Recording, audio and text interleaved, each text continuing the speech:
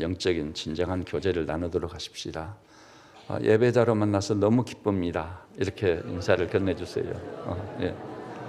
하나님 만나고 그 음성을 들읍시다. 이렇게. 예.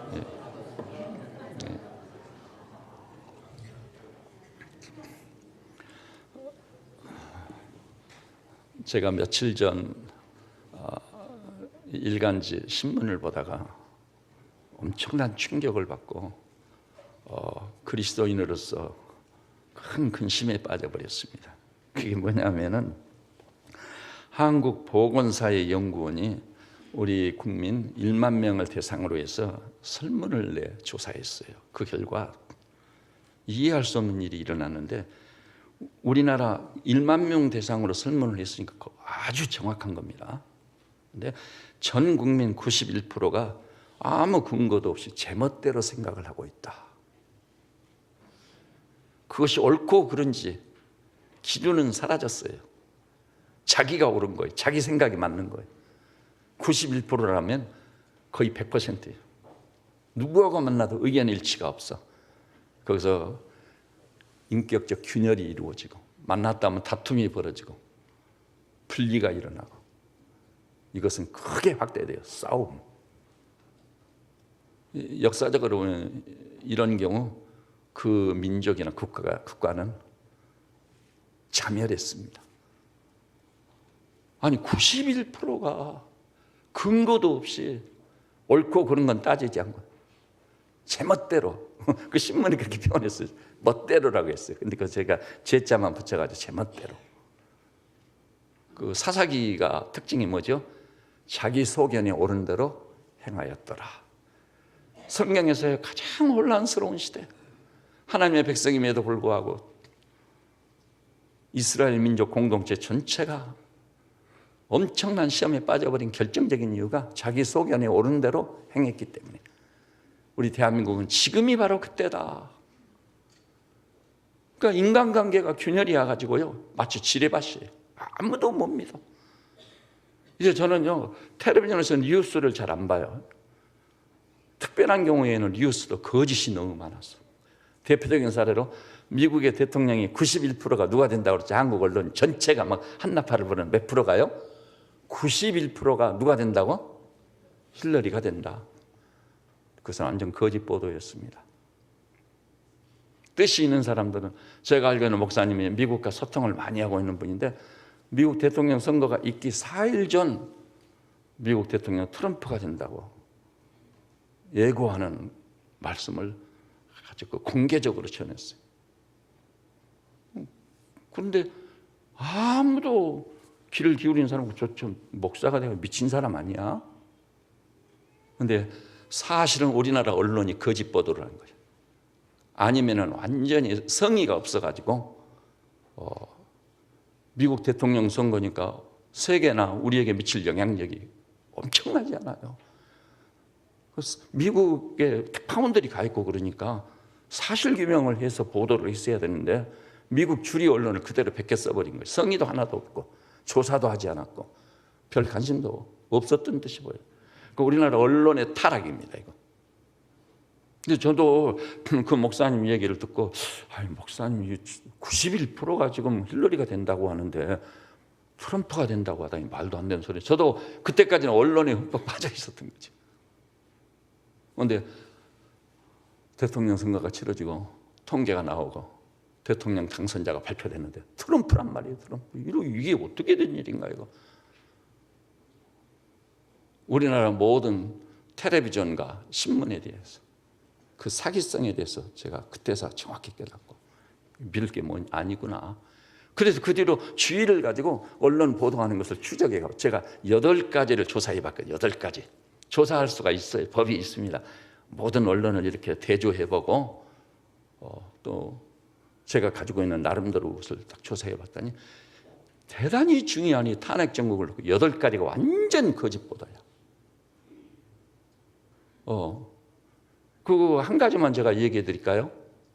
오늘 말씀 자료 분량이 크니까 이것은 지나가기로 하고요. 어떻든 8가지를 제가 직접 추적을 해서 조사해 본 결과 사실과 달랐다. 거짓 보도였다. 언론의 생명은 어디 있죠? 사실 보도에 있는 거. 사실 아니면 그 우리가 한 마디도 들을 가치가 의미가 전혀 없는 거예요. 백성을 기만하는 거잖아요. 그런데 지금 우리하고 동시대를 사는 여기 있는 저나 여러분도 거기 속했을지 몰라요. 옳고 그런 것을 따지지 않고 기준도 없이 자기 속인에 옳은 대로 행하고 있는 것이 우리 시대다. 이거 틀림없는 사실이 됐습니다. 그래서 예를 들자면요, 우리 인간이 저지를 수 있는 죄 중에 죄가 뭐죠? 살인죄입니다. 살인죄. 여러분이요, 지금까지 살인의 행태를 보고 있지 않아요? 지금은요, 사람을 죽여서 정말 이 설교단상에서 말하는 것도 부끄럽기도 하고 두렵습니다. 사람을 토막을 내가지고 냉동고에 보관하는, 가방에 넣어다 매장을 해요. 그래서 사람을 죽일 경우 그래도 사람이지 않아요. 최소한의 예의가 있는. 북쪽에서는 자기 고모부터 그냥 엄청나게 총을 발사해서 그 기관총인가요 뭔가요. 그래서 시체도 거둘 수 없도록 날려버리는. 남쪽에서는 토막을 쳐가지고 여기까지 와 있는 것입니다. 살인죄가 죄 중의 죄예요. 그런데요, 여러분 다 아시죠? 문명사회에서는 살인죄가요 치명적인 죄로 알려져 있습니다. 법적으로도 엄청난 대가를 지불하게 해놨어요.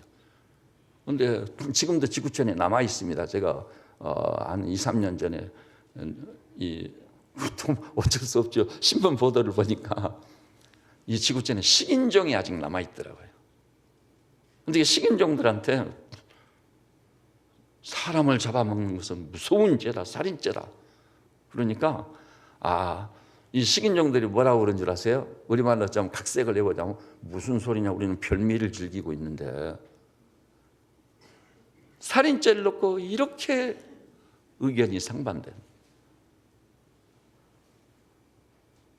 그러니까 기준이 없어져 버렸어요. 우리 인간이 죄를 지은 다음, 부패하고 난 다음 우리 인간은 절대적 기준을 상실해 버렸다. 절대적 기준. 이게 없으면은요, 이 민족, 이 백성 전체가 갈 길을 잃어버리고 모든 문제에서 정답이 없어져 버리는 거예요. 그러니 이걸 어떻게 해야 되냐 이 말이죠. 그런데요, 너무 놀라운 사실은 하나님께서 이것을 미리 아시고 문화가 다를지라도, 지역이 다를지라도, 종족이 다를지라도 겸손한 마음으로 접근만 한다면 절대적 기준을 인정할 수밖에 없는, 절대적 기준으로서 하나님이 친히 하신 말씀을 주시기로 작정하신 겁니다. 그래서 우리에게 주신 것이 뭐죠? 성경입니다. 성경.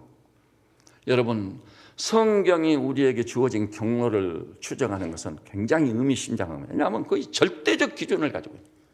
그건 또 하나님의 말씀인 거예요. 그렇기 때문에 이 성경이 어떤 경로를 통해 우리에게 주어졌느냐, 사람이 쓰는 것은 절대적 기준이 될 수 없습니다. 시대가 달라지면 그것도 달라지는 거예요. 여러분, 우리 시대에 우리 시대뿐만이 아니죠. 가장 존경 많은 종교를 초월해서 이 국민들로 제일 존중의 여김을 받았던 인물이 누구시죠? 조계종의 성철종정이라는 거 다 아십니다. 저는 성철종정이 입적을 했을 때 이 언론은 물론 모든 잡지, 그다음에 이 국민 전체가 막 웅성거리는 걸 느꼈어요. 그 어른이 부름받아 간 것을 놓고 굉장히 슬퍼했어요. 왜냐하면 그분은 최후의 수도사입니다. 그 오랜 세월 수도를 하면서요, 등을 벽이나 방바닥에 대지 않은 것이 정확히 기억이 안 나니까 제가 뭐라고 말하기는 어렵습니다만은 믿어지지 않더라고. 그 오랜 세월 등을 벽에 대본 일이 없어. 그의 자산이 뭐죠? 다 낡아 빠진 가사적상 한 벌, 노구를 의지했던 산에서 깎아서 만든 지팡이 하나, 그리고 다 낡은 고무신 한 켤레, 그게 전부였어요. 그래서 성철 종정을 존경하지 않은 사람이 없어요. 종교를 초월해서 성철 종정을 능가할 만한 어떤 수도사도 없었습니다. 그리고 평생 수도에 정진을 했기 때문에 성철 종정에는 남다른 것이 있으리라고 예상을 하고 기대를 했어요. 그래가지고 그분이 입적을 할 때 시사전을 김훈 카메라맨을 비롯해 다 가가지고 현장을 찍기 위해서 국가적인 국민적인 유산으로 남기기 위해서. 그런데 그것을 불교가 공개를 못 해버렸어요. 뒤늦게 그게 알려진 거죠. 성철 종정에 입적하면서 마지막 남긴 유언이 뭐죠? 아무도 알아들을 수 없는 법어를 얘기한 게 아니에요. 나는 지옥에 떨어진다. 왜냐하면 많은 중생을 제도하지 못했기 때문에. 제도라는 게 쉽게 얘기해 인도지 않아요. 옳은 길로 인도하는. 근데 성철 종정이 그렇게 철저히 수도의 길을 갔지만 그럼에도 불구하고 그분은 진정한 길을 발견하지 못했어요. 그리고 자기를 찾아온 수많은 중생들을 잘못 인도해버린 거예요. 그것 때문에 나는 지옥에 떨어진다. 그리고 출가 전에 세간에 있을 때 두었던 따님 피리를 기적적으로 만났는데 피리에게 남긴 유언이 그 피리야, 이 아비는 선택을 잘못했다. 나는 지옥으로 떨어진다. 오늘 나 충격 먹어버렸어요. 이거 이럴 수가 있는가? 뭡니까? 평생 수도에 정진한 최후의 수도사도 인생이 가야 할 길을 추구하는데 확실히 실패로 끝나버려요. 할 말이 없어요. 우리 인간이요, 아무리 애를 쓰고 수고를 해도 우리 인간은 길과 진리의 생명을 발견할 수 있다고요? 없습니다. 인간은 인간의 경계나 한계를 벗어날 수 없다는 것입니다. 그러면 길이 없단 말인가? 답이 없단 말인가? 하나의 길만 남아있는 거예요. 하나님이 우리를 찾아와 주시는 거예요. 그래서 하나님이라는 분은 하나님이시니까, 전지하시고 전능하신 분이니까 우리 인간을 찾아오실 수 있는 거예요. 찾아오셔서 하나님 자신을 우리에게 나타내 보일 수 있다는 것입니다. 그걸 계시라고 합니다. 계시. 솥 안에 뭐가 들었는지 모르는데 뚜껑을 딱 열어서 고구마가 들어있었네. 솥 뚜껑을 열어서 그 솥 속에 들어있는 내용물을 나타내 보이는 것이 바로 뭐예요? 계시입니다. 그래서 성경의 출애굽 사건, 시간선상에 일어난 계시 사건입니다. 홍해가 갈라졌습니다. 40년 광야를 지났습니다. 여리고가 무너졌습니다. 그래서 그 처음에는 신화나 전설이라고 생각했는데 이제는 그것이 사실로 다 규명됐어요. 여리고도에 가장 권위 있는 고고학자들 한 사람뿐이 아니에요. 두 사람이 합작해서 발굴한 결과 여리고 성은 전투에 의해서 무너진 것이 아니다. 기적이다. 이거 저절로 무너진 거다. 난공불락의 토성인데, 그리고 히브리 민족이 출애굽을 단행해가지고 40년 광야를 지나 가나안에 정착한 것이 기록에 딱 나와버렸어요. 히브리란 말은 강을 건너왔다는 뜻을 가지고 히브리 말인데 강을 건너왔다. 근데 히브리 민족이 우리를 위협하고 있으니까 빨리 와서 우리를 도와주십시오. 가나안의 그 7 족속 중에 왕이요, 애굽 왕에게 보낸 서간이 발견돼서 와, 이거 출애굽이 사실이었구나. 다 규명되고 있어요. 그 계시 사건이 하나님이 시간선상에서 출애굽 사건을 통해 자기를 나타내 보인 거예요. 나는 하나님이다. 모세한테 그랬죠. 누가 나를 보내서 왔다고 하니까 하나님께서 뭐라고 그러죠? 나는 여호와라. 아브라함과 이삭과 야곱의 하나님이요. 계속해서 뭐라고 그랬죠? 나는 스스로 있는 자. 이 한마디가요, 하나님이 어떤 분인가 해서 명료한 답을 줬어요. 여러분, 이 우주 속에는 모든 것은 어떤 성격을 가지고 있죠? 필요성, 지음을 받은 성격을 다 띠고 있어요. 히브리 3장 4절에 있듯이 집마다 지은이가 있으니 만물을 지으신 하나님이시다. 필요성을 가지고 있지. 이 종이 한 장도 제작자가 있는 거죠. 마이크, 이 지구촌, 무슨 지나가다가 길가에 심겨진 풀 한 폭이 다 지은이다. 제작자가 집마다 지은이가 있느니라. 삶을 치고요, 지은이 없이 스스로 존재하는 거 있다 없다? 있을 수가 없는 거예요. 있을 수가 없어요. 그건 제 말이 아니라 과학자들이 결론 내렸어요. 스스로 존재하는 것은 없다. 우연한 존재는 없다. 이제야 서사 그 과학자들이 늦게서 깨달았어요. 그런데 우리 하나님께서 모세를 향해 틀림없이 야, 여호와가 누구냐? 아브라함과 이삭과 야곱의 하나님이라 그분이 누구냐? 어떻게 그분이 존재한 거냐? I am that I am. 나는 스스로 있는 자다. 스스로 있는 분. 하나님 한 분만이 자신의 존재 속에 존재의 원인자를 가진 유일한 분이에요. 그래서 그걸 뭐라고? 자존자. 스스로 존재하신 분. 누가 지어서 존재하는 분. 그분만 필요성이 없어요. 스스로 존재하신 분이죠. 이 하나님께서요, 많은 사건을 통해 자기를 나타내 계신 거. 오병이의 기적 너희들이 보았느냐? 어떻게 물고기 2마리와 떡 5덩이로 장정만 5,000명을 먹일 수 있느냐? 이 일을 이루신 분은 나다. 신성을 가진 하나님입니다. 그래서 바람과 바다를 일어나 가지고 호수를 가로질러 가던 배가 가라앉을 지경이 되요. 그때 제자들이 막 일어나서 고물에서 주무시고 계신 예수님을 깨우면서 주여 어찌하여 우리를 돌아보지 않습니까? 우리가 죽게 됐습니다. 예수님께서 일어나 가지고요, 바람과 바다를 책망하고 꾸짖어 잠잠하라. 그때 잠잠해져 버린 거예요. 그러니까 제자들이 뭐라고 그랬죠? 이 사람이 누구기에 바람과 바다가 순종하는고? 그러면 이 사람이 누구기에란 말은 무슨 뜻이에요? 이 사람은 사람이 아니라 신성을 가지고 바람과 바다를 지배할 수 있는 권세를 가진 분이시구나. 그래서 나사로야 나오노라니까 일어나 버렸습니다. 죽은 자가 살아났어요. 이것을 통해 하나님이 자신의 신성을 나타내 계신 그 계시라고 합니다. 그런데 자기를 나타내 계신 이 계시 사건을 입에서 입으로 구전이 되게 하면 어떠죠? 시간이 흐름에 따라 인간의 죄성은 완전히 사실이 둔갑되는 거예요. 그래서 이것을 하나님께서 막기 위해서 계시를 기록하게 하는데 무엇을 하시죠? 영감을 주시는 거예요. 영감. 영감이라는 게 뭐죠? 성령이 그 사람을 탁 사로잡아 가지고 실수 없이 오류 없이 계시가 기록되게 만드신 것, 그걸 영감이라고 합니다. 그러니까 계시는 나타내 베이신 것, 그것만 계시예요. 기록은 영감이에요. 그래서 제가 성경을 일일이 찾으려고 했는데 시간 전략상 베드로후서 1장 19절, 20절, 21절 보니까 하나님의 말씀은 사람에게서 받은 게 아니요, 성령의 감동을 받은 사람들이, 따라서 합시다. 성령의 감동을 받은 사람들이 하나님께 받아 말하는 것이니라. 하나님께 받아 말한 겁니다. 그것을 영감을 통해 오리 없이 기록하게 만드신 거예요. 갈라디아 1장에 보니까 사도 바울이 신약성경 최소한도 11권을 저술한 책까지 하네요. 그런데 바울이 뭐라고 그랬죠?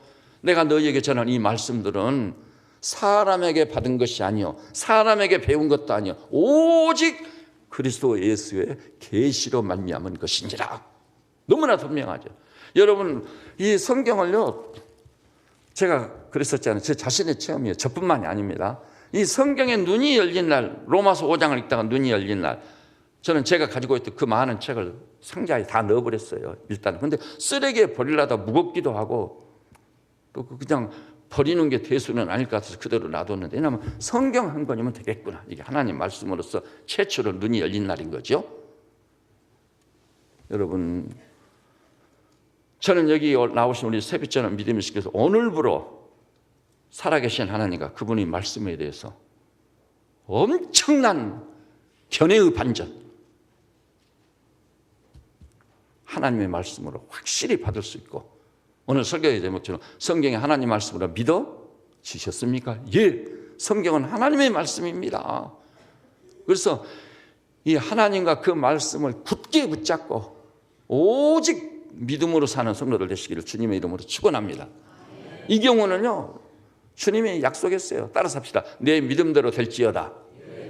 이 허공을 가르는 그런 게 아니에요. 하나님과 그 말씀에 대한 신뢰, 믿음을 의미하는 거예요. 우리 예수님께서 계속해서 말씀했죠. 율법은 뭘 의미하는 거죠? 하나님 말씀, 성경을 의미합니다. 틀림없습니다. 근데 율법은 천지는 없어질지라도 성경은 1.1획도 패하지 않고 다 이루리라. 이게 말씀이 눈이 열리고 나면 아멘 할렐루야입니다. 이렇게 놀라울 수가 없어요. 그러니까 성경에 화답을 하기를, 제자들을 포함해서 말씀에 눈이 열린 사람들이 말씀대로 이루어지이다. 일점일획도 피하지 않고 이루어질 하나님의 말씀을 굳게 붙잡고 믿음으로 사는 성도들 되시기를 주님의 이름으로 축원합니다. 그러면은요, 이렇게 해서 이제 성경이 우리에게 주어졌는데, 여러분,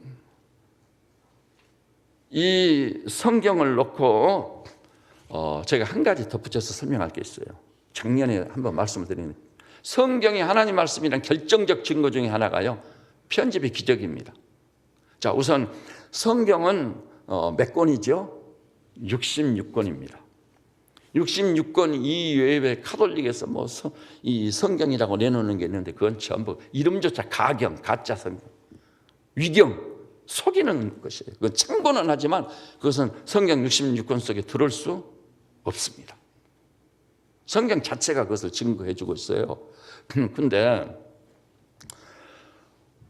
이 66권인데 저자는 몇 명이에요? 40여 명입니다. 이런 경우 다 여러분 암송하면서 머릿속에 각인을 시켜놓으세요. 66권인데 저자는 40여 명이다. 그러면 40여 명이 한 자리에 모인 일이 있어요, 없어요? 없습니다. 맨 먼저 기록된 모세오경, 창세기, 출애굽기, 레위, 민수, 신명기는 기록 연대가 언제죠? BC 1500년. 그때 모세의 연대거든요. 1500년. 그 다음에 맨 나중에 기록된 성경은 요한계시록. 거의 AD 100년경이 기록됐거든요. 그러니까 합산을 하니까 몇 년이란 기간에 걸쳐서 성경이 기록됐죠? 1600년. 여러분, 1600년 전에 기록된 거다고, 1600년 후에 기록된 거다고, 그것도 저자가 완전히 다르니, 한 자리에 만난 일도 없으니, 이 성경이라는 게 균형이나 조화가 이루어져야 돼, 안 이루어져야 돼요? 일치는 불가능한 거예요. 어떻게 1600년 전에 기록된 거다고 1600년 후에 기록된 거다고 일치를 보일 수 있겠느냐? 조화는 불가능한 거예요. 그것도요, 3개 대륙에 걸쳐서 기록됐어요. 3개 언어로 기록됐어요. 히라버, 히브리어, 아람어. 그 다음에 3개 문화권, 유럽, 아프리카, 아세아, 3대 문화권에서. 문화가 다르다는 것이 무엇을 의미하는지 아시죠? 여러분, 선교사님들 가족들이 그렇게 힘든 이유가 다른 문화 때문이에요. 그래서요, 우울증이 와버리고 정신적인 치료받지 아니하면 안 될 질환들이 많이 오는 거예요. 절대 신앙을 안 가지고 있으면 선교 못합니다. 문화권이 다른 곳에서 산다는 것이 참으로 거의, 그것을 극복한다는 것이 거의 기적에 가까울 만큼 어려운 겁니다. 이렇게 기록된 성경이에요. 그러니까 성경의 일치나 조화를 이룬다는 건 불가능한 거예요. 1600년에 걸쳐서 기록이 돼 있으니까 지역도 다르고 기록자도 다르고 문화도 다른 사람들이 자기 있는 곳에서 계시를 영감을 받아 기록을 한 거예요. 근데 그것도 또 섭리 속에 이렇게 모아져서 66권이 딱 되는데, 66권이 아니라 저자가 40명이나 되는데 몇 권이 돼버린 거예요? 성경 전설한 한 권이 돼버린 거예요. 한 권. 창세기부터 계시록까지 기록자가 다르고 지역이 다르고 1600년이라는 기간이 엄청난 차이인데, 그럼에도 불구하고 완전한 일치와 조화를 쫙 있는 거예요. 예수님이라는 분을 주제로 해서 쫙 기록된 거예요. 그래서 이것을 갖다 뭐라고 그러죠? 편집의 기적이라고. 편집의 기적. 이걸 제가 조금 더 알아듣기 쉽게 얘기할게요.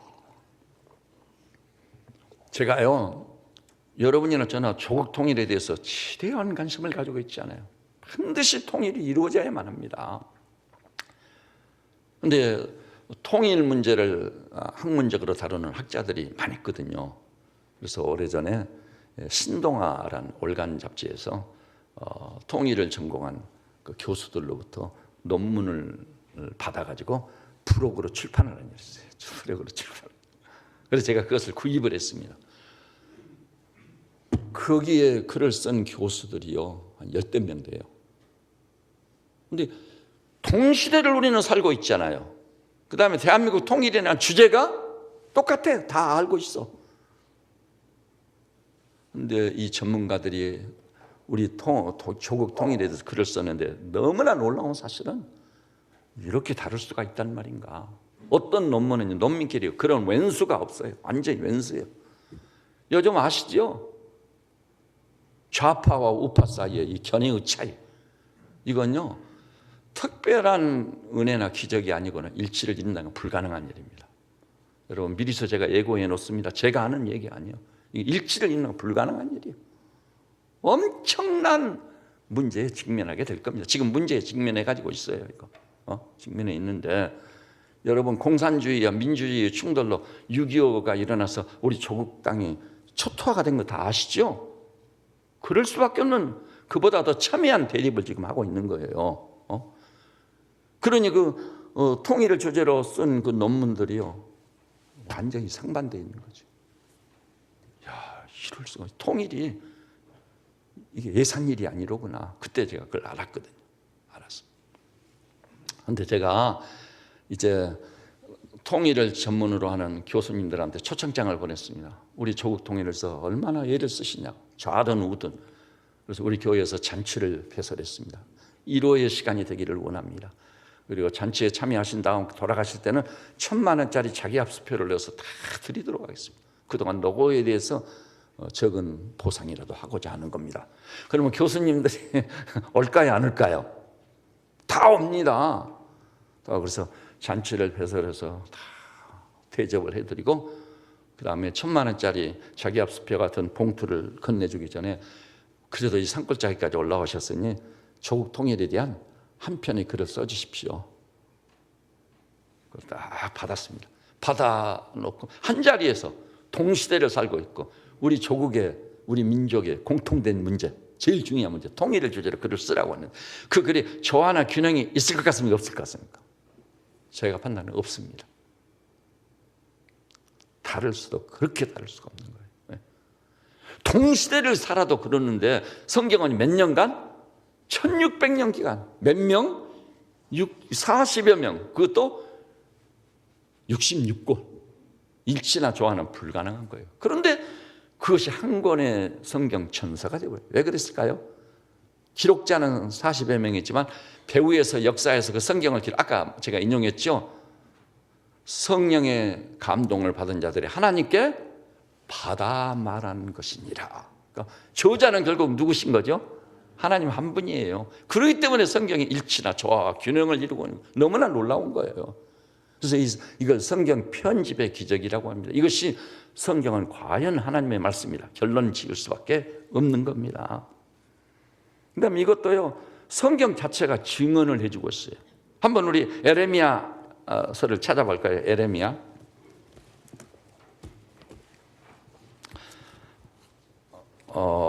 분량이 너무 많이 준비가 됐는데 좀 생략형으로 많이 건너뛰겠습니다. 에레미야 1장.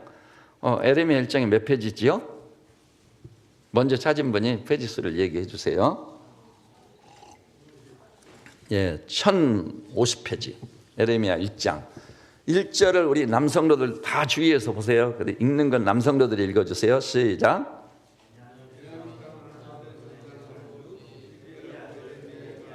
예. 에레미야란 책 제목이 말해주듯이 에레미야서는 기록자가 누구라는 거죠? 에레미야예요. hil기야의 아들 에레미야의 말이니라. 에레미야가 저자입니다. 그런데 2절에서 보니 여성도들께서 2절을 봐주세요. 시작.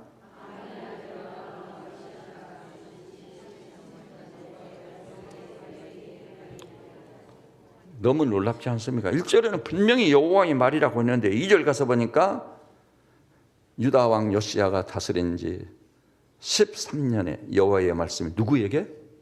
에레미야에게. 그러니 누구 말이라는 거죠? 에레미야 말이 아니라 사실은 하나님의 말씀이라. 그래가지고 4절부터 시작되는데 여호와의 말씀이 내게 임하니라. 또 7절에 보니 여호와께서 내게 이르시되 너는 아이라 말하지 말고 쫙 나왔어요. 그 다음에 9절 우리 한 목소리로 볼까요? 9절 시작. 여호와께서 그의 손을 내밀어 내 입에 대시며 여호와께서 내게 이르시되 보라 내가 내 말을 네 입에 두었노라. 에레미야의 말이 아니에요. 알고 보니 살아계신 하나님의 말씀인 것입니다. 그리고 뒤에 가서 보니 11절에 여호와의 말씀이 또 내게 임하니라. 13절에 여호와의 말씀이 다시 내게 임하니라. 그리고 14절에 여호와께서 내게 이르시되. 그러다가요 2장도 넘어가 2장 1절에 여호와의 말씀이 내게 임하니라. 계속 이렇게 나오는 거예요.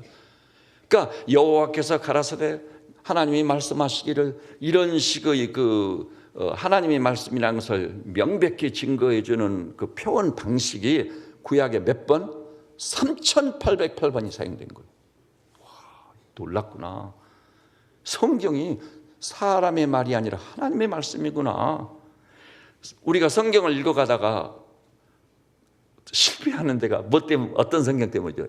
내이기 때문에. 내이기 읽다가는 다, 제가 며칠 전에도 어떤 분한테 전화 받았는데 엄청난 결심을 하고 성경을 읽었대요. 그런데 목사님, 내이기를 읽다가 도저히 읽을 수가 없다는 거예요. 자, 내이기 한번 봐볼까요? 내이기. 창세기, 출애굽기, 레위기.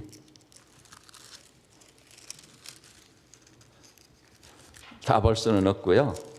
레위기 1장 1절을 우리 한 목소리로 한번 봐볼까요? 1장 1절 시작. 여호와께서 해막에서 모세를 부르시고 그에게 말씀하여 이르시되, 모세오경, 그래서 모세가 기록하고 모세가 저자인 줄 아는데 그게 아니에요. 여호와께서 해막에서 모세를 부르시고 그에게 말씀하여 이르시되. 따라서 그 이후에 기록된 말씀은 누구 말씀이에요? 하나님의 말씀, 여호와 하나님의 말씀이. 그 다음에 이제 뒤로 넘어가서요. 4장 1절 쭉 하나님이 말씀한 것을 모세가 받아 쓴 겁니다. 그 다음에 4장 1절 또 한 목소리로 볼까요? 시작.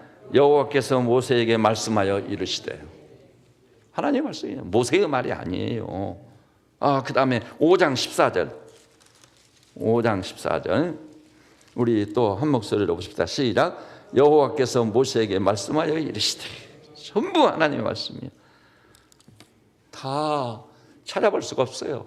이런 식의 표현 방식이 구약에만 몇 번 나온다고요? 3808번. 수백 번 정도만 해도 틀리면 하나님 말씀일진데, 창세기 1장부터 시작되잖아요. 태초에 하나님의 천지를, 그 다음에 하나님께서 가라사대 빛이 있으라 하며 빛이 있으라. 하나님께서 가라사대. 하나님이 말씀하시는 거예요. 그것을 아까 베드로 사도의 말처럼 하나님께 받아 말한 것이다. 바울은 아까 뭐라고 했어? 내가 사람에게 받은 것도 아니고 사람에게 배운 것도 아니요, 오직 예수 그리스도께서 나에게 계시해 주신 것이다. 정말 놀라워. 이것을 읽는 사람은 깜짝 놀라고 충격을 받게 돼요. 이사야 선지 글인 줄 알았는데 읽어가다 보니까 이사야의 글이 아니요, 이사야 선지는 하나님께 말씀을 받아 기록한 기록자 입을 가한 거예요. 따라서 성경은 기록자는 따로 있고 저자는 하나님이시다. 성경 전체가 하나님의 말씀이란 말이에요. 우리 엄청난 각성을 해야 돼요. 처음에는 말씀에 눈이 열리지 않아. 그러니까 시편 기자도 내 눈을 열어 주의 법의 기이함을 보게 하소서. 말씀에 눈이 열리는 날, 그 말씀이 달기가 꿀 같아. 그 말씀을 너무나 사모가 돼서 야경이 깊기 전에 일어났습니다.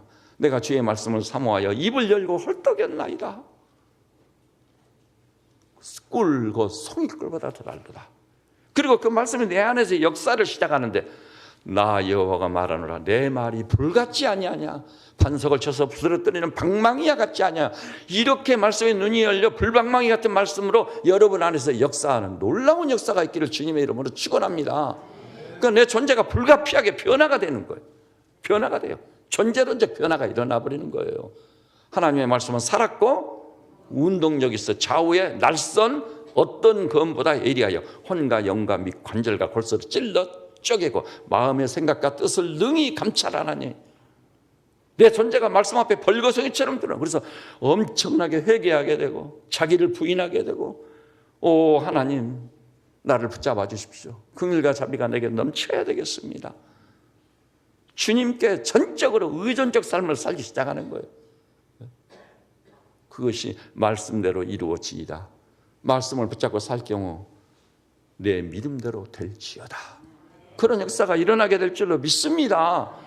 이것이 내가 직면한 어려운 난제를 다 극복하고 이기고 잠재워버리고 이 모든 일에 그리스도 예수와 말씀으로 말미암아 넉넉히 이기는 일, 이기는 자의 삶이 있을 줄로 믿습니다. 여러분, 그러면은 이제요, 이런 말씀을, 하나님의 말씀이기 때문에 이 말씀을 지금 제가 설명한 것처럼 살았고 운동력은 하나님의 말씀으로 받기를 시작하면 그 결과물이 있겠어요, 없겠어요? 있습니다. 그 결과물이 없다는 것은 거짓입니다. 여기는 여러분의 담임 목사가요, 성경이 뭐 그냥 신앙생활 그냥 믿고 살 줄 압니까? 천만의 말씀입니다. 아까 제가 미국 대통령 선거도 얘기하고 언론 보도는 사실에 생명이 있다는 걸 얘기했지만은 사실이 아니고 진실이 아닌 것은 쓰레기에 바로 던져버려야 돼요. 저는 스타일이 그런 사람입니다.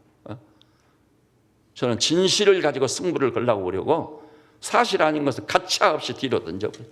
괜히 그것 가지고 고민했다가 나만 망가지는 거예요. 제가 성경에 눈이 열리고 나니까 더욱 그러하더라고요.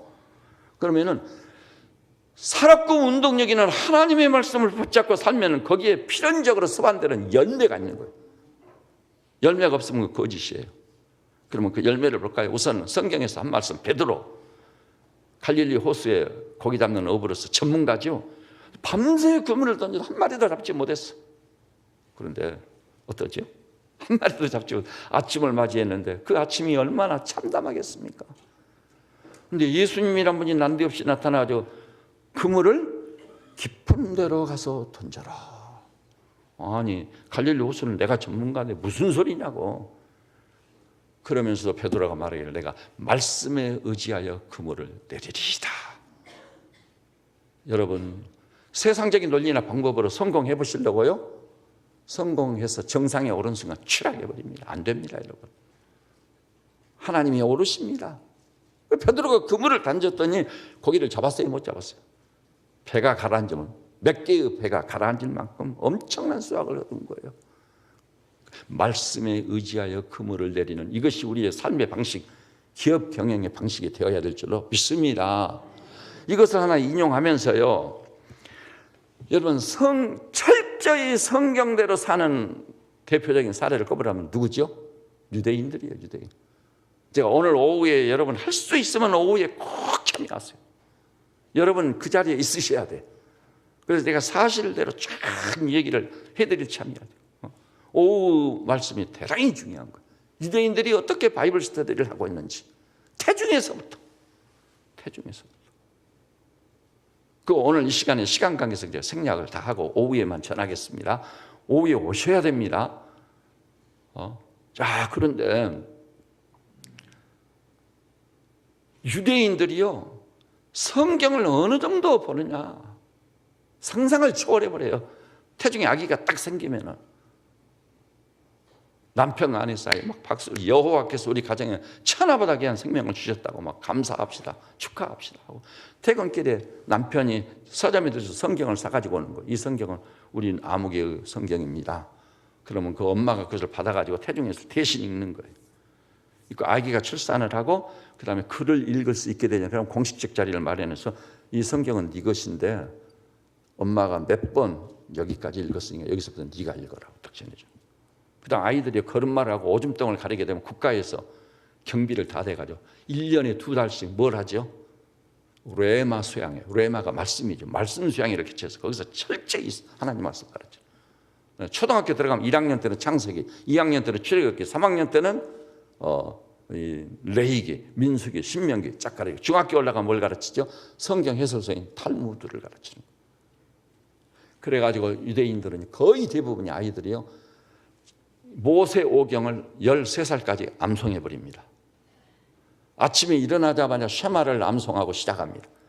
잠자리에 들기 전에 쉐마를 암송하고 신명기 6장이죠. 암송하고 딱 잠자리에 듭니다. 이렇게 철저히 말씀으로 훈련을 시킨 그 결과물이 유대인에게 있어야 돼요, 없어야 돼요? 없으면 그 거짓인 거예요, 속임수예요. 그런데 여러분 이 유대인들이요 어느 정도 말씀의 결과물을 우리에게 보이냐면은 여러분 노벨상 수상자의 35%가 유대인입니다. 35%. 더욱이 작년, 재작년 노벨상 수상자는 8명인데 그중에 6명이 유대인이요. 충격적이에요. 그다음에 현대는요 정신의학의 발전 없이는 사람을 치료하고 돌보는 불가능합니다. 정신의학의 문을 연 사람이 누구예요? 지그문드 프로이드, 유태인이에요. 그다음에 과학의 지은 아인슈타인, 유태인이에요. 저는 발명의 지도원 에디슨이요 유태인인 줄은 처음에 몰랐었거든요. 근데 유태인이더라고. 충격을 먹었습니다. 그 다음에 세계 인류 역사상 가장 위대한 부자, 40년 동안 부자 랭킹 1위를 누구에게 줘본 일이 없어요. 그 사람 누구죠? 록펠러. 유태인인데 개종한 유태인이에요. 개종한 유태인. 기독교인. 그렇지 않아요. 주일학교 교사 출신입니다. 그 다음에 원자폭탄 제조자 오펜하이머. 그 팀 멤버 전체가 유태인이에요. 유태인이에요. 그리고요, 갈릴레오 갈릴리 천문학자 잘 아시죠? 유태인이에요. 희극 배우 찰리 채플린, 관능 배우 마릴린 먼로, 명배우 폴 뉴만, 저스틴 호프만, 저는 잘 모르지만 배우들, 해리슨 포드, 가수, 전설적 가수 엘비스 프레슬리, 최고로 유명한 스필버그 감독, 우디 알렌 감독, 다 유태인이에요. 미국 영화사나 헐리우드 중에 세계 최대의 영화사 7개가 있는데 6개가 유태인이었어요. 근데 3년 전에 제가 미국 가서 제 제자가 헐리우드 앞을 지나면서 목사님, 남은 한 개도 유태인이 이번에 매입했습니다. 7개 전체가 유대인 소유입니다. 이 충격적인 사실이에요. 콜롬비아, 유니버셜, MGM, 20세기 폭스, 워너브라더스, 그리고 여러분 아시죠? 맥도날드, 스타벅스, 코카콜라 다 유태인. 그리고 그 LEVIS인가 이거 청바지 이런 거 만드는 우리나라 젊은 애들도 다 입고 다니죠. 유태인 소유예요. 그런데 제가 시간이 없어서 다 얘기는 못 드리고요. 충격적인 건, 우리 대한민국 국민의 충격적인 것은 2008년 12월 세계적인 경제 잡지 포춘지에서 아세아판 특집을 냈는데 그때 포춘지 이렇게 보도했어요. 미국 경제의 70%를 유대인이 점령하고 있다. 근데 그 유대인이 한국 37대 기업 자본을 잠식하고 있다. 그러면서 그 점유율을 다 국민은행 85%, 외환은행 74%, 하나은행 82%, 쫙 나오다가 제1은행 100%, 그 유대인 자본이 100% 유대인 겁니다. 그다음 시티은행 100%, 그리고 삼성전자 54%, 삼성자동차 70%, 현대자동차 47%, 기아자동차 25%, 포항제철 70%, LG전자 44%. 뭐 이게 진짠가? 그래서 2008년 한 해에 $250를 빼갔습니다. 유태인들이. 이 책이 출간되고 기록될 그 해는 예상을 약 $300억 예상하고 있다고 보도했어요. 인구는 얼마밖에 안 되죠? 미국의 2%밖에 안 돼요. 그리고 세계적으로는 유대인 인구는 0.2%밖에 안 돼요. 여러분, 미국 대학 교수의 25%, 미국 상하 양원 의원 20%, 월가 금융 전문가 35%, 세계 최고의 그 명문들이 밀집되어 있는 미국 중고등 뉴욕 지역에 있는 중고등학교 교사의 50%, 미국 70만 변호사의 20%, 미국 최상위 부자 40명 중 22명 다 유태인이에요. 세계 최고의 부자가 지금은 누구죠? 빌 게이츠, 유태인이에요. 지난번에 우리나라 신문에 보냈어요. 빌 게이츠가 불쌍한 사람들을 위해서 쓰라고 돈을 얼마 내놨죠? 53조. 뒤로 나자빠져요. 이럴 수가 있는가? 진짜 어이없고 황당한 일이군요. 이것이 다 무엇의 결과죠? 아까 출애굽기 신명기 28장에서 뭐라고 그랬죠? 삼가 여호와의 율법을 듣고 지켜 행하면 내가 너희에게 이와 같은 복을 주리니. 그 하나님의 법이 옳은 거예요. 그래서 옳은 대로 행한 자에게 하나님 은혜와 복을 주시는 거예요. 그래서 들어와도 복을 받고 나가도 복을 받고 떡반죽 그릇이 복을 받고 가축이 복을 받고 구워질지언정 꾸이지 않고 저기 7길로 왔다가 한 길로 왔다가 7길로 폐주해버리고 엄청난 축복을 우리가 본문을 다 읽었었죠? 읽었습니다, 여러분. 그것이 결과물이에요, 결과물. 과연 오늘날 유대인들이 배후에서 세계 정상에서 다 지배하고 세계 경제 대통령, 미국 연준이죠. 연준 전임 회장이 누구죠? 버냉킹. 버냉킹이 은퇴하다 이어서 연준 회장이 된 사람이 누구죠? 여러분 텔레비전 보죠. 머리 허옇게 된 할머니, 엘렌 할머니. 엘렌 할머니가 물러서면은요, 그 다음에 뒤를 이을 사람이 이미 예약이 돼 있어요. 유태인이에요. 다 유대인이요. 이거 어떻게 된 거냐, 이 말이죠. 이것은 하나님 말씀을 철저히 공부하고 지키고, 그 공부한 내용이 신명기 6장에 나오죠. 너희 자녀에게 이 율법을 가르치되 앉았을 때는 누워있을 때는 문설주에 붙이고 양미간에 붙이고 너와 내 아들과 내 손자들 이르기까지. 그러면 내가 네게 복을 주겠다. 그것이 옳은 길이기 때문에 복을 받게 되어 있을 줄 믿으시기를 바랍니다. 그러면요, 가까운 예로 우리 대한민국을 생각해 봅시다. 제가 정말 이런 작가들이 천만다행이에요. 제가 어떻게 무슨 수를 알겠어요. 제가 아는 작가거든요. 이 사람이요, 책을 하고 출간했어요. 거기서 우리 대한민국의 종교인 통계하다고 냈더라고요. 근데요, 다 이게 페이지 수가 한두 페이지가 아닙니다. 이렇게 많습니다. 이렇게 많아. 근데 여기 이렇게 얘기했어요. 지난해를 기준으로, 이게 이명박 대통령 시절에 출간된 책입니다. 참고로 세계 15대 선진국을 썼는데 일본 한 나라를 제외하고 14개국이 기독교 국가다. 그러면 그 국가를 기독교 국가라고 이렇게 평가한 기준이 뭔 줄 아세요? 상류층에 엄청난 영향력을 가진 사람들이 95% 이상이 크리스찬일 때, 그래서 기독교 국가로 분류했더라고요. 근데 95% 이상이 다 기독교 크리스찬들이에요. 미국의 경우는 100대 부호 중 상위 42%가 유태인. 근데 여기 놀라운 건요, 그 유태인들이 콘베르소 계열이라고 해가지고 기독교로 개종한 사람들이야. 신약까지 가지고 있는 사람들. 너무나 놀랍죠. 그래서 유태인이 기독교로 개종한 사람들을 뭐라고 그러죠? 메시아닉 주스라고 합니다. 뒤에 그 주스는 유대인이란 말이고, 그다음 앞에는 메시아닉, 구세주 예수를 믿는 사람들, 개종한 사람들.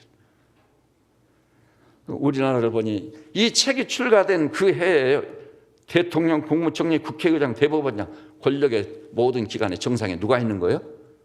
대통령은 이명박 장로, 대법원장은 이용훈 장로, 아시죠? 대법원장 이용훈 장로. 그 다음에 국무총리는 누구였죠? 정운찬 안수집사. 안수집사예요, 그 사람. 그 다음에 국회의장 누구였죠? 김형호 안수집사예요, 그 사람. 그리고 당시 권력의 심장부는 검찰총장 누구죠? 김준규 안수집사예요. 이 사람은 중고등부 교사예요. 그래서 온누리교회. 이 대단한 일들입니다. 하나님 말씀을 접한 자들이 자기 분야에서 탁월성을 보이고 있는 거예요. 그래가지고요, 역사적으로도 기독교가 들어온 지 100년 어간밖에 안 됐을 텐데, 우리 민족 지도자로 청사에 길이 남을 사람, 남강 이승원 장로, 고당 조만식 장로, 김구 선생, 올람 이상재, 서대필 박사, 안중근 의사, 김규식 박사, 임영신 여사, 김한란 박사, 우은보 김기창 하백. 제가 공주에 가가지고 우은보 선생 생가와 그 화실을 가봤거든요. 기가 막힌 우은보 김기창 화백이라고 하면 우리나라 그 화가로서 이겁니다. 이거 그분이요, 복음서에 기록된 예수 사건을 우리 한국적인 것으로 다 바꿔서 그림을 그렸어요. 예수님이 행하신 기적들이 한국화로 다 그렸습니다. 예수님은요, 저 갓을 쓰고 덮옷자랑을 휘날리는 분으로 예수님을 그렸어요.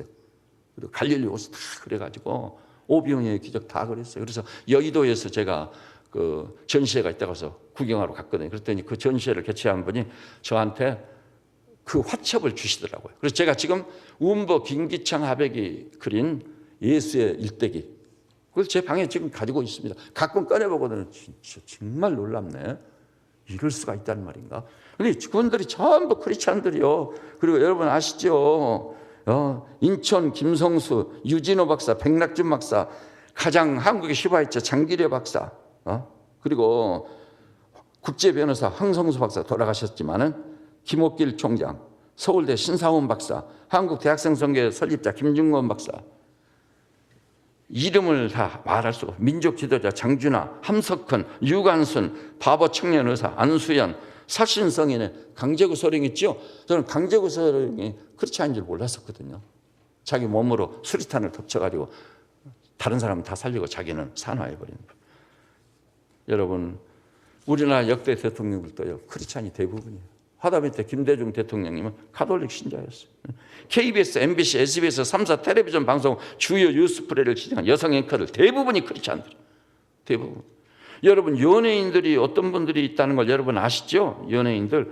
제가 여기 다 이름을 어떻게 말할 수가 없는데, 여기 뭐 이름 나온 데 보니까 윤복희, 또 뭐 신혜라, 차인표 부부, 최수성, 하이라 부부, 손지창, 오연수 부부, 윤도현, 김성령, 개그우먼 이성미, 이경애, 이용식, 자두팀, 윤종신, 돌아갔지만 김자옥, 한혜진, 뭐 김승수, 또 뭐 원기준, 신현준, 황정민, 뭐 유명한 배우 있지 않아요?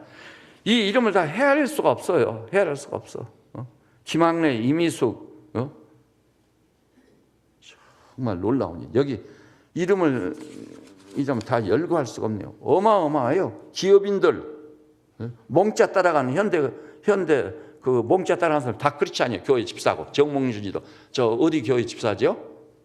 저 압구정동에 있는 그 무슨 교회죠? 그 유명한 교회? 소망교회 집사예요. 다 주일날 되면 나가가지고 주차위원으로 봉사하고 주차위원 봉사합니다. 전 총리 전에 이한빈 장로님도 나와서 주차위원으로 다 섬기고 봉사해요. 이걸 어떻게 다 헤아릴 수가 없어요. 18대 초기 내각 가운데 15명의 장관 중 10명이 크리스찬이에요. 8명의 청와대 수석 가운데 절반이 기독교 신자예요. 너무나 놀라운 일이에요. 17대 국회의원 299명 중 173명이 크리스찬이에요.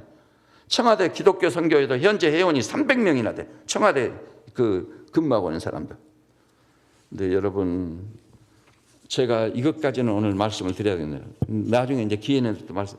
이건요, 고시 합격한 청년들의 신앙 이야기입니다. 제가 그 전에 코멘트를 했었죠. 신림동에 가 아름다운 교회라고 있어요. 신림동이 무슨 촌이죠? 고시촌이에요. 고시하고자 하는 사람 신림동을 다 모여드는 거예요. 그런데 비그리스도인으로 와가지고 고시 준비를 하는 과정 중에 아름다운 교회를 나가게 된 거예요.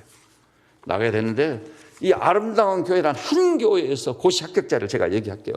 기도의 응답을 보여주는 기적의 역사예요. 그리고 이들이 신앙생활을 어떻게 했는가까지는 오늘 제가 시간이 갔지만 좀 말씀을 드려야 되겠어요. 2003년도 이 교회가 시작될 해전에 19명이 사법고시에 합격해요. 다른 거 예무고시나 이런 걸 놔두고 기술고시 놔두고요. 2004년도에 37명, 2005년도에 42명, 2006년도에 50명, 2007년도에 77명, 2008년도에 72명, 2009년도에 67명. 왜 이렇게 적어지냐면요. 사법고시 합격자 수를 정부에서 줄인 거예요. 자꾸 많이 줄였어요. 2010년 57, 2011 50명, 2012년도는 36, 2013년도는 로스쿨로 반전했죠. 변화됐죠. 로스쿨. 307명을 뽑는데 그해 이 교회에서 합격한 사람들 60명이에요. 60명. 기적이에요. 그럼 그중에 합격한 사람의 간증을 제가 하나 읽어드릴게요. 이 형제는 언제 합격했냐면은 한재범 제53회 사법시험 최종 합격자 간증입니다. 그 간증이 상당히 긴데요. 순종이라는 부분만 제가 읽어드릴게요. 목사님이 하라는 대로 하려고 노력했습니다. 저항도 많았습니다. 처음엔 박수치고 소리치고 우는 금요 예배가 무서웠고 축복 시간에는 전방 15도 앞만 바라보았습니다. 두 손을 드는데 6개월 걸렸고 예수님 만세 외치는데 2년, 예수님 만세 2년 걸렸대요. 그 다음에 3년속 만세는 3년째 가능하게 돼요. 두 손 들고 찬양할 때 어쩔 땐 팔만 아프고 이게 뭐냐, 뭐 하는 걸까 생각이 들다가도 어쩔 땐 주체할 수 없는 눈물이 쏟아지기도 했습니다. 결국 순종이 저를 더욱 편하게 만들었습니다. 목사가요, 아멘 하라고 또 그냥 생각 없이 하라는 게 아니에요. 성경에 다 그렇게 가르치고 있으니까. 그래서 이 친구가 크리스찬이 되고 진짜 만세를 부르는 크리스찬, 기도에 가서 아멘으로 하다 보고 순종하는, 완전히 뒤바뀌고 이 사람이 사법고시 최종 합격자가 된 거예요. 그 다음에 여기 많이 나와 있는데요. 또 한 사람이요. 이 사람은 이준우, 제목을 뭐라고 해서 내가 사랑하는 아름다운 교회. 단 한 번의 금요 철야 예배는 제 신앙 인생에 엄청난 충격으로 다가왔습니다. 온 성도들의 뜨거운 찬양과 온 마음을 다해 드려지는 예배를 통해 제 마음속에 뜨거운 감격이 있었습니다. 교회가 이런 곳이구나. 이 사람은 과거에 교회 다녔는데 신앙생활을 확 뒤집어졌어요. 그래가지고 합격했습니다. 그리고 읽어보니까 새신자 모임을 가진 세인 모임. 이 고시하는 사람들은 뭔 싸움이에요? 시간 싸움인데요. 단기 선교 다 갔고요.